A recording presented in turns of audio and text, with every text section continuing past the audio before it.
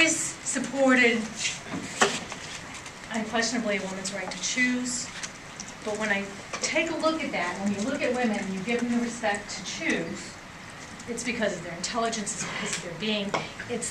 And if a woman can choose whether or not to have an abortion, a woman has a brain and can make a choice as to whether or not to work in the adult entertainment industry.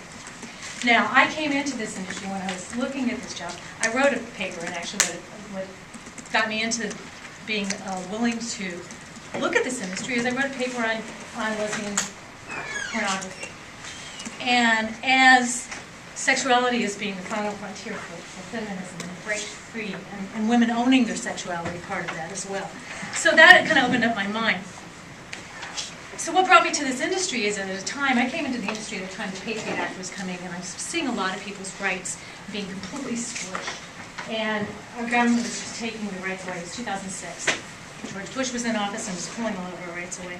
And I understood that the Free Speech Coalition, that the adult entertainment industry was in the forefront of fighting for people's rights, for freedom and for their own personal freedoms. And this industry is so easy to kick.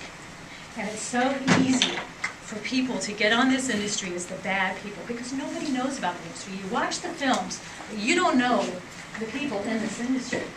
And the incredible women who started their businesses, and the incredible people who are the leaders in the industry.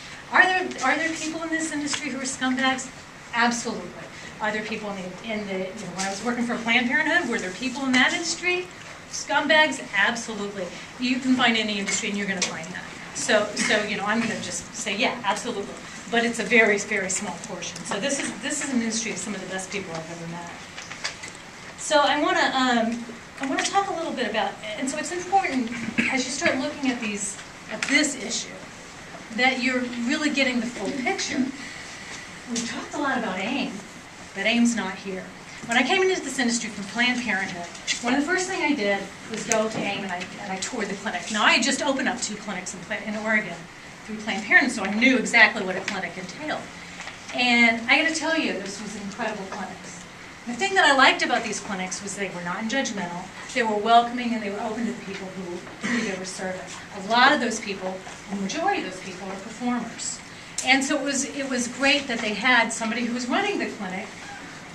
And most administrators of clinics are not doctors, so I need to say that none of the Planned Parenthood administrators are doctors.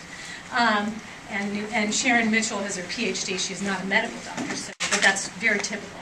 But it started with Free Speech Coalition supporting Sharon Mitchell and some other entities to get AIM started as a result of what happened in 1998. What we were talking about as far as the HIV scare that came out and the HIV transmission that came out. So it started then. Again, in 2004, there was another outbreak in the industry. Actually, transmission happened in the industry. In 2004, the protocols changed around the testing because the industry itself started this. Nobody else did this. The industry itself started these clinics and these protocols and these best practices because they wanted to protect the people in the industry. Our performers they're revered in our industry. They are the backbone of our industry. And so, it's not like we don't beat them down. We actually have a lot of respect for the members in our industry. So you saw some numbers that came up. And a lot of these numbers, this is interesting, these numbers are there hasn't been good studies done on this information. And that's one of the things that the California Public Health, Gail from California Public Health said, we need to really take a look at these numbers more. And I think the adult entertainment industry supports that, and we really do want to do that, and we're looking at ways to do that. But since 2004, when Paula was showing you your numbers, 50% of those people, that was in 2004. Protocols have changed. Since then, 2 people contracted HIV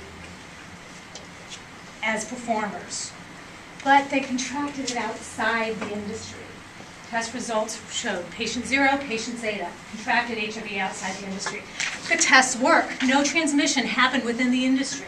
First generation, second generation testing was happening out there. FSC, the industry is not anti-condom. We believe that's an important part of a comprehensive program. Condoms are an important part of a comprehensive program, but it's not the whole program. See, what we've got here is a program that works. We've got performers who like it, who feel safe, who go by the protocols, and it has worked. Since 2004, 2 people have contracted HIV who were performers, but they contracted it outside and they didn't transmit within the industry.